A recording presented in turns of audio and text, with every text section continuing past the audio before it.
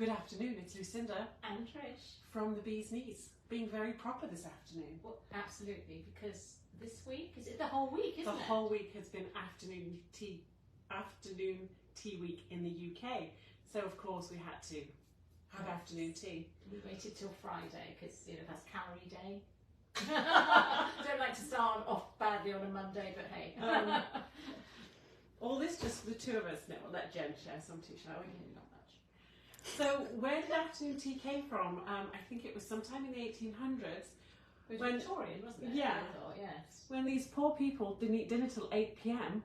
and they needed something to tide them over. Well, technically it was the rich people. The rich people, yeah. The rich people in their manor houses didn't eat dinner till 8 p.m. so they needed a little afternoon tea to tide them over. And then they'd invite all their lady friends over and have afternoon tea together. Yes.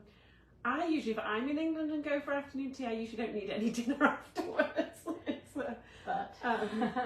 But yes, this we've tried to put together as classic as an English tea as we can, afternoon tea. So there's cream teas, which is really just jam and scone and creams and a cup of tea. This is afternoon tea. It's a little bit more, isn't it? Yes. And it's not quite, let's not confuse it with high tea, which would actually have some savoury or hot element to it as well. Right. This is really a cold sort of sandwich, finger sandwiches, and This should keep us going till dinner, do you think? Oh, just about. So traditionally on the three-tiered cake stand you would normally have like the savoury at the bottom, which would be like sausage rolls or little mini quiches or triangles of sandwiches or fingers of sandwiches. Woo! And the middle, always the scones, jam and cream. And then on the top it would be like a petit four or something like that, the little sort of squares that are dipped in icing and nicely decorated little cupcakes and things like that. Yeah, sometimes a little a butterfly cake or a mini Victoria sponge cake. Yes. And we've opted for the classic egg salad sandwiches and cucumber sandwiches. And although they're beautifully made, Lucinda, traditionally they would cut the crusts right off. Did I fail with my crusting? Yes. My decrusting. Yeah. This one's pretty good, so I'll show you this one. So my cucumber sandwich is looking quite good. Yeah. In their defence, back in the Victorian times, the crust would have been very hard. It wouldn't have been the soft, last a long time the bread that we've used, quite frankly. So if there's any questions, let us know. But shall we? Shall we? Yes. You can do the milk. I'll do the milk. This is the trouble when you have two mothers at the tea table. And our tea table is not very big. One mother is perfectly good enough. So we've chosen our lovely Burleigh tableware here. This is like a tableware. The Rolls Royce of tableware, as I always say, and it's been going for years. The blue calico we were discussing the other day was bought by Burleigh in 1968. Yep. But they have one pattern, and I'm going to say, because we were in a dilemma, which cake stand do we put our fabulous tea on? When you have so many cake stands. So we went for the three-tier blue calico. It's a classic. It's a classic. But we also have this lovely mixed Burleigh one, and this pattern on top, which is called Blue Asiatic Pheasants. Yep. That's been going for 130 odd years. That's their original pattern. Still going now. It's a great thing. You can buy this pattern and you'll be able to replace it, and they're never going to end, dear. It's just beautiful. And look how it mixes and the pale blue felicity in the middle, which we have in the teapot. And as we always say to people, that's the beauty of Burleigh, is you can mix and match. So like we have the blue ardent for the little sugar bowl and the teacups and saucers. But some people like to go all the same, but I personally think I like the mix and match. It's much more versatile, isn't it? Yeah, and all still handmade in England. Yeah. We did that debate going for, we have this lovely green Asiatic pheasants range now, which we're in the process of putting on our system. A lot of it's on already. So there's the two-tier. If you just wanted to have the savoury and the sweet, I mean, 2 courses of sweet, it's enough for anyone. Yeah. And what one did you And then last but not least, if you want to go a little more casual, say, our popular trendy Cornish ware, we have 2- and 3-tiered cake stands in blue, red, I think a couple in yellow as well. So this is another lovely one. And during the coronation, I sold this guy who was having a big coronation party. So I sold him the blue and the red, and I said to him, swap the plates over. So he had like the red, white and blue cake stands. So and clever. they were just so patriotic.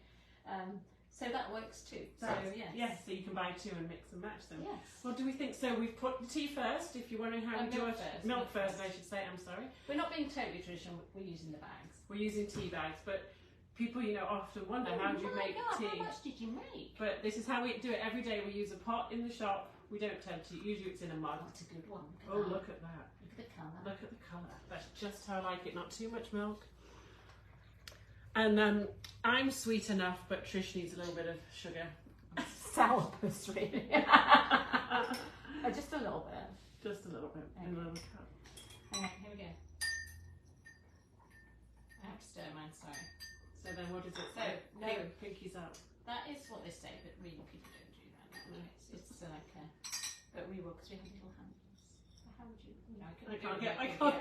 You know, oh gosh, saucer. I'm so used to drinking from a mug. Oh, that's a good one. Poor Jen It's who's a good videoing us one. today. Oh my It's gosh, like, I where's my tea? Oh, that's a really good cup of tea. Okay, I'm going for the egg mayonnaise. Okay, I'm going to have a cucumber.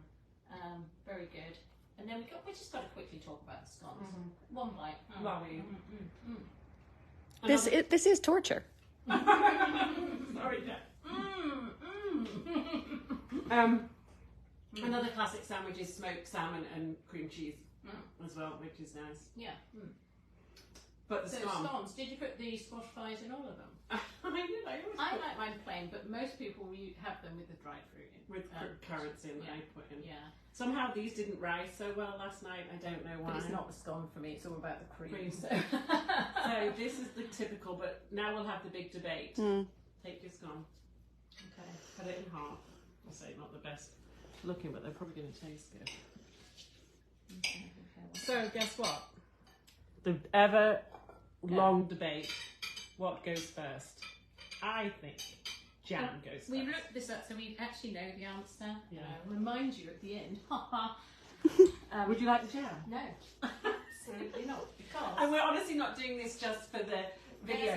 This is literally, I grew up with my jam first. we just do one because you took the cream out of the fridge of this. So this is a potted cream, which you can get in a jar here. You can actually make it yourself with whole milk, with heavy cream.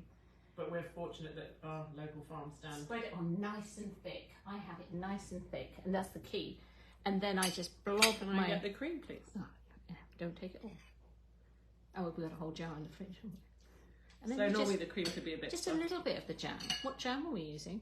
We are using Tiptree strawberry. Traditional.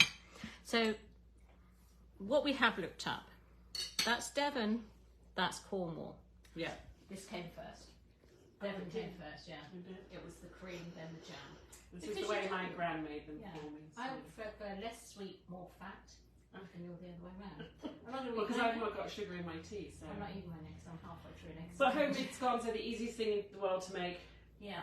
Flour, sugar, butter, some buttermilk I use. If you can't get clotted cream, you want to go a little bit lighter, just some whipped up whipping or heavy cream. Yeah, does the job perfectly does the job Whip it well up too. really till it's really thick. But it's a really fun thing to do with friends. I mean, there are places you can go and have afternoon tea, but so easy to put together yourself if you've got all the right equipment. And it's just a nice way to pass the afternoon with your friends. Yeah, because who would want coffee morning? Afternoon tea. Yeah. So we hope you all have a great weekend, and we'll see you next week. Yeah, we'll be back. Bye.